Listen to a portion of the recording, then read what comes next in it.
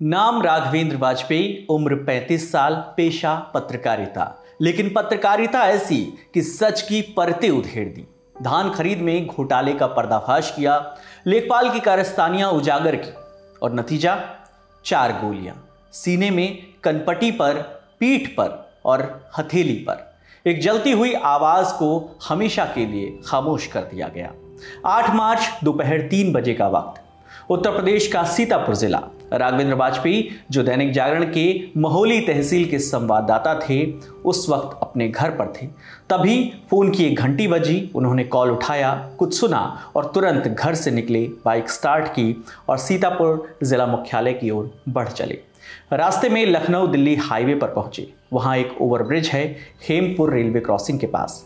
तभी अचानक पीछे से एक बाइक टकराई। झटका इतना तेज था कि राघवेंद्र बाइक समेत सड़क पर जा गिरे। इससे पहले कि वो कुछ समझ पाते, 4 गोलियां दाग दी गई। गोलियों की आवाज सुनकर लोग दौड़े, पुलिस आई, लेकिन यूपी 112 की टीम ने इसे सड़क हादसा समझा। घायल राघवेंद्र को जिला अस्पताल ले जाया गया। डॉक्टरों ने जांच की और उन्हें मृत घोषित कर दिया। डॉक्टर्स को राघवेंद्र के सिर पर चोट और सीने पर बारूद मिला। जांच में बाएं हाथ की आस्तीन में एक गोली फंसी मिली। इससे यह साफ हो गया कि गोली मारकर ही राघवेंद्र की हत्या की गई। फिर शव को एक्सरे के लिए लाया गया।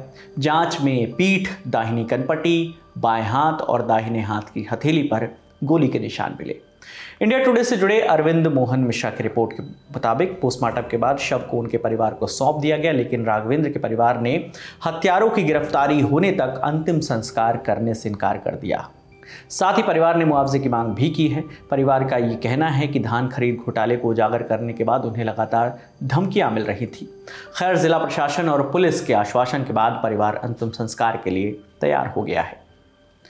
राघवेंद्र करीब 1 दशक से पत्रकारिता कर रहे थे। राघवेंद्र शादीशुदा थे और उनके 2 बच्चे भी हैं। राघवेंद्र का खानदान खेती करता आया है। वो अपने परिवार के इकलौते कमाने वाले थे। उनके बड़े भाई की मौत करीब 15 साल पहले एक रोड एक्सीडेंट में हुई थी।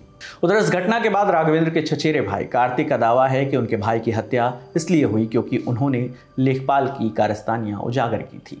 साथ ही उन्होंने सरकार से 1 करोड़ रुपए मुआवजे और राघवेंद्र की पत्नी के लिए सरकारी नौकरी की मांग की है। इसमें खाद्यान्न से लेकर जमीन घोटाले वाले लोग, बहुत बड़ा सिंडिकेट था, वही लोग शामिल थे। जिस तरीके से हमारे भाई की दिन दहाड़े हत्या हुई है, जनपद नहीं पूरे प्रदेश के पत्रकारों को सामूहिक इस्तीफा देना चाहिए, नहीं तो कोई सुरक्षित नहीं है, मार दिया जाएगा। हमारी प्राथमिकता तो है दोषियों पे कड़ी से कड़ी कार्रवाई, गिरफ्तार करके कड़ी से कड़ी कार्रवाई की जाए, पूरे प्रदेश और देश में नज़ीर बन जाए। कल कोई दूसरा साथी इस तरीके से शहीद ना हो, उसके साथ ऐसी घटना ना कारित हो। दूसरी चीज़ है, परिवार को उचित मुआवजा दिया जाए, 1 करोड़ रुपया दिया जाए और पत्नी को योग्यता के अनुसार सरकारी नौकरी दी जाए। 1 हत्या नहीं हुई, 6 हत्याएं हुई हैं। अपने पीछे 5 लोगों का परिवार छोड़ गए हैं। वृद्ध माता पिता हैं जो बीमार रहते हैं। पत्नी, एक 10 साल का बेटा है, एक 8 साल की बेटी है। इस मामले में पुलिस ने अज्ञात लोगों के खिलाफ FIR दर्ज की है। क्राइम सीन के पास के CCTV फुटेज खंगाले जा रहे हैं, लेकिन फुटेज साफ न होने की वजह से डिटेल नहीं निकल पाई है। वहीं राघवेंद्र के फोन को फॉरेंसिक जांच के लिए भेजा गया है। पुलिस राघवेंद्र के कॉल रिकॉर्ड्स भी खंगाल रही है। उधर महोली पहुंचे IG प्रशांत कुमार ने कहा कि टीमें गठित कर दी गई हैं, जल्द ही आरोपी को पकड़ लिया जाएगा। ये लोमहर्षक घटना हुई है और इस पे पुलिस टीमें लगी हुई हैं और हम लोग अतिशीघ्र इस घटना का अनावरण कर रहे हैं। अभी सारी जानकारियां एकत्र की जा रही हैं और हम लोग प्रोसेस में हैं और इन्वेस्टिगेशन चालू हो गई है। सारी टीमें लगी हुई हैं, काम कर रही हैं और अतिशीघ्र इस घटना का खुलासा करेंगे। उधर दिन दहाड़े एक पत्रकार की हत्या की इस घटना पर समाजवादी पार्टी ने इस घटना को योगी सरकार की कानून व्यवस्था पर सवाल उठाते हुए एक पोस्ट किया। लिखा, क्या यही है डबल इंजन सरकार की कानून व्यवस्था? पत्रकार राघवेंद्र वाजपेयी को गोलियों से भून दिया गया और सरकार खामोश है। अगर एक पत्रकार सुरक्षित नहीं है तो आम जनता का क्या होगा? दोषियों के खिलाफ कठोरतम कार्रवाई हो।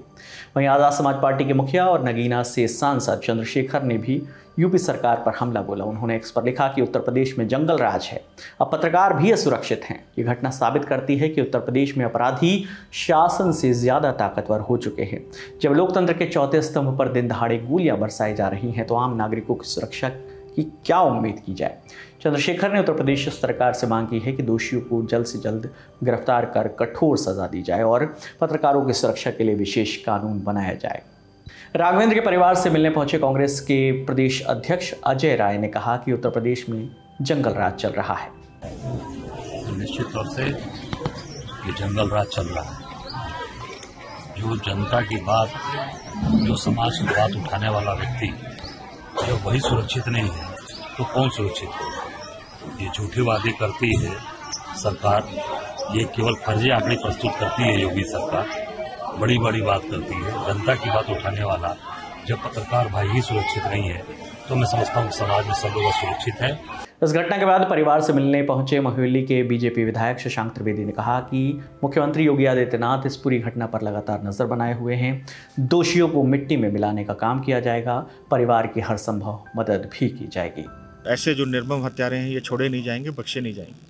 परिवार आक्रोशित था अभी वो लेकर कुछ मांगों को लेकर कि मांगे। परिवार नहीं आक्रोशित है, परिवार मेरा है, मैं परिवार का हिस्सा हूं, मैं सदस्य हूं परिवार का। परिवार आक्रोशित नहीं है। कुछ लोग हैं उस पर जो नेतागिरी करना चाहते हैं, राजनीति करना चाहते हैं, लाश की राजनीति जो लोग करना चाहते हैं, ऐसे गंदे लोगों को उसके विषय में मैं बहुत ज़्यादा कुछ नहीं कर। जो इसमें संभव है वो मुख्यमंत्री जी के निर्देश हैं कि जो भी चीज़ें हैं इसमें हो रही हैं तत्काल इनको सारी सुविधाएं मुहैया कराई जाएं और परिवार का जो भी लाभ मिल सकता है वो दिलाया जाए। पत्रकारों के साथ ऐसी दुर्भाग्यपूर्ण घटना कोई नई बात नहीं है। इसी साल की शुरुआत में छत्तीसगढ़ के बीजापुर में 28 साल के युवा पत्रकार मुकेश चंद्राकर की हत्या करके उनके शव को सेप्टिक टैंक में दफना दिया गया था। और उनकी गलती क्या थी? सड़क घोटाले की रिपोर्टिंग की थी, जिससे नाराज होकर ठेकेदार सुरेश चंद्राकर ने उनकी हत्या कर दी। और अब इस लिस्ट में राघवेंद्र का नाम भी जुड़ गया है। सवाल सिर्फ राघवेंद्र या मुकेश का नहीं है, सवाल देश के उन पत्रकारों का है जो अपने पेशे से न्याय करने की कोशिश करते हैं। जवाब क्या है इसका? जवाब हम आप पर छोड़ते हैं, आप दर्शकों पर छोड़ते हैं। आपके लिए तमाम जानकारी जुड़ाकर स्क्रिप्टिंग की थी हमारे साथी वैष्णवी ने। मेरा नाम विकास वर्मा है। देखते रहिए दी ललन टॉप। शुक्रिया।